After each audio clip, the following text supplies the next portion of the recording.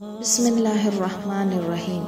حضرت ابو شریح قضائی رضی اللہ عنہ سے روایت ہے، نبی کریم صلی اللہ علیہ وسلم نے فرمایا، جو شخص اللہ پر اور آخرت پر ایمان رکھتا ہے تو اسے چاہیے کہ اپنے پڑوسی سے اچھا سلوک کرے۔ جو شخص اللہ پر اور آخرت پر ایمان رکھتا ہے تو اسے چاہیے کہ اپنے مہمان کی عزت کرے۔ جو شخص اللہ پر اور آخرت پر ایمان رکھتا ہے تو اسے چاہیے کہ اچھی بات کہے یا خاموش رہے۔ سنن ابن ماجہ، حدیث نمبر 3672۔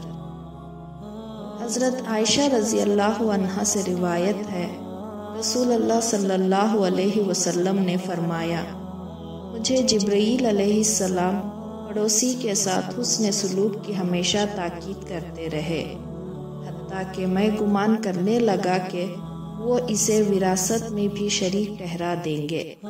سنن ابن ماجہ، حدیث نمبر 3673۔